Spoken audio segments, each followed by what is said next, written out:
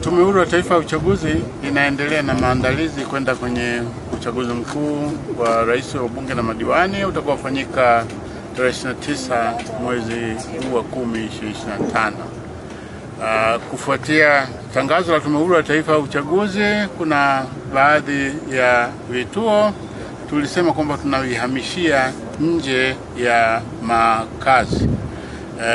Sasa hapa ni kati ya vituo ambavyo tumevihamisha toka kwenye eneo ambalo ni makazi ya wakimbizi. Kama mnavyoona vituo vingi hapa, vipo vituo 37 vya kata mbili, na kuna sehemu nyingine tena ambako pia tutaenda pia kutembelea kuangalia maandalizi yanavyoendelea.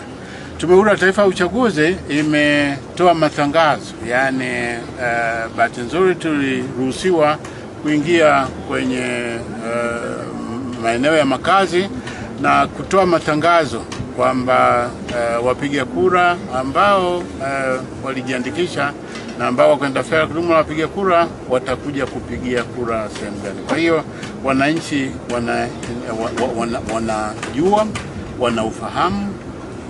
Tatizo lilopo tu ni distance.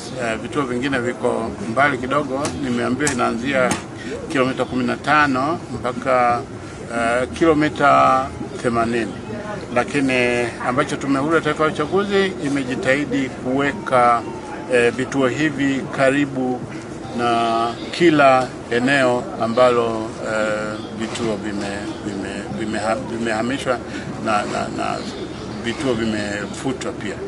Lakini kizuri zaidi ni kwamba nimeambiwa kwamba wananchi wanaufahamu na watakuja wajitokeze, na kama nilivyoona maandalizi yanaendelea vizuri hapa, wanamalizia tu kwa ajili ya kukamilisha zoezi. Vituo vipatavyo 90 hapa tulipo, vipo vituo 37 vya kata ya Ilangu na Ipwaga, lakini katika uwanja wa shule ya msingi Luhafwe jirani na hapa kuna vituo vingine 46 vya wazi vya kata ya Mishamo na Bulamata.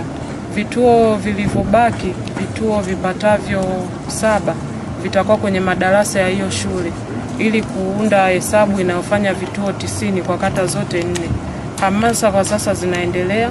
Tunashukuru uongozi wa makazi umeturuhusu jimbo, tunaendelea na hamasa ili kuweza kuwawezesha wananchi kutumia haki yao ya kupiga kura tarehe 29 mwezi wa 10 2025.